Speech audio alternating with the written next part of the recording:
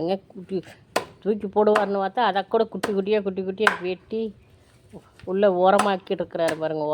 உரத்துக்கு போடுறதுக்கோசரம் பாருங்கள். போட்டதுக்கப்புறம் மண்ணே இலக்கம் கொடுத்துருக்கு. அதுக்கு முன்னாடி மாதிரி சரளையாட்ட கல் வெட்டினோம்னா கொத்துக்கு கரமுடாங்க தவிர மண்ணே கலாது.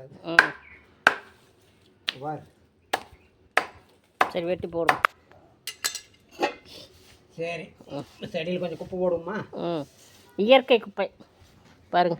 அதே வெட்டி அதே பாருங்க கூட தூவி விட்டு போகிறார்.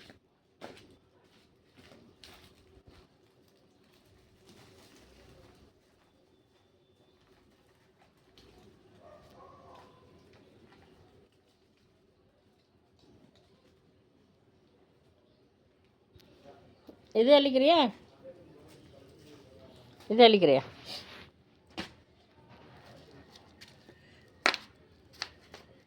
சரி போதும், நான் எடுத்து வெட்டிக்கலாம். அதை மட்டும் தூவி விட்டு வாங்க.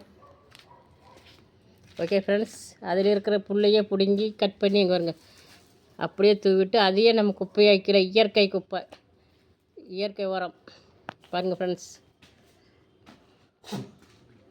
ஓகேங்களா? இன்னும் இருக்குது, வெட்டிக்குவார் பாருங்கள். வெட்டிக்கிட்டே இருக்கிறாரு பாருங்கள்.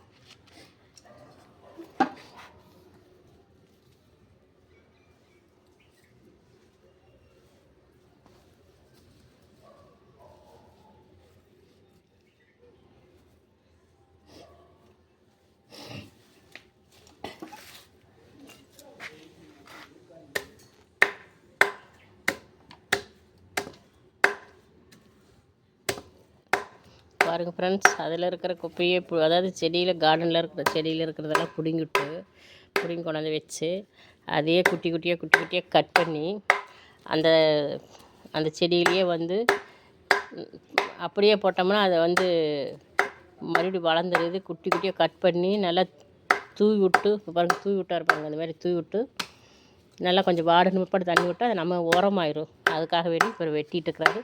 பாதி போட்டுருக்குறாரு பாருங்கள். அங்கே கொஞ்சம் போட்டுக்கிறாரு, வெயிலில் காய வச்சு போட்டுக்கலான்னு. ஓகே ஃப்ரெண்ட்ஸ், இயற்கை உரம் ரெடி பண்ணிகிட்ருக்குறோம்.